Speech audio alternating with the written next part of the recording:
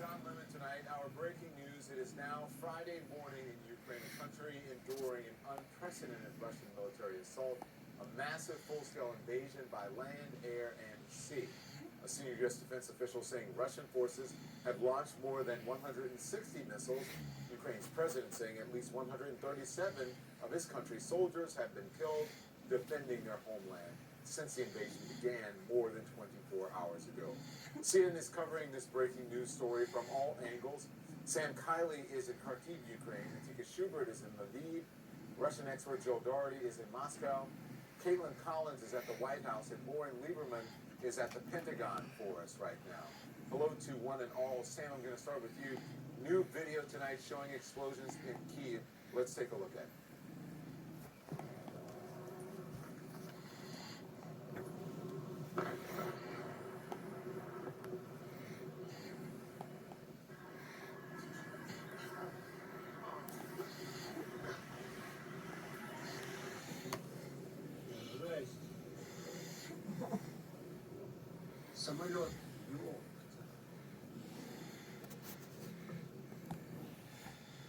The Ukrainian President Zelensky is saying that 137 Ukrainian soldiers have been killed since the Russian invasion began.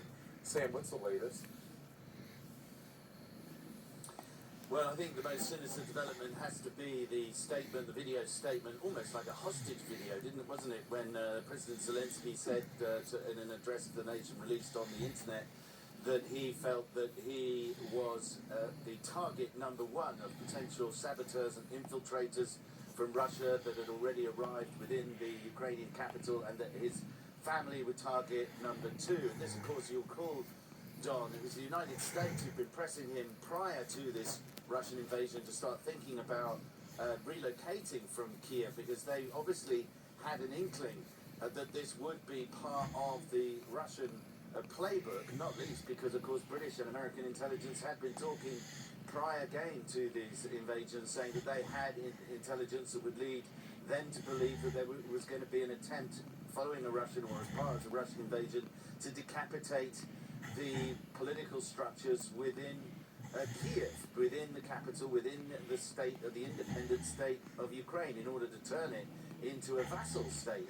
Clearly is with the heavy level of bombardment that has been recently seen in Kiev, the pressing of paratroopers down towards attempting or succeeding in taking over airfields, the lozenge of operations coming in from Belarus down into Kiev is actually the greatest distance penetrated of this very widespread campaign from Russia into Ukraine. Here on the other side of the country, in Kharkiv, for example, we know that there is a substantial number of Russian tanks somewhere between where I'm standing and the Russian border, which is about 25 miles away, but we also got some information that the town of Sumy may have fallen to a Russian assault, but they seem to be forming out in a much more straight line.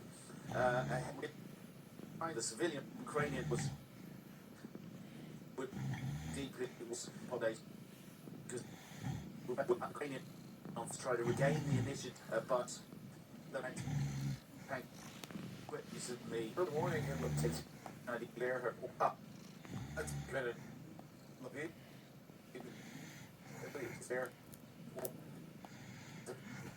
a tell us what it has been like there, please.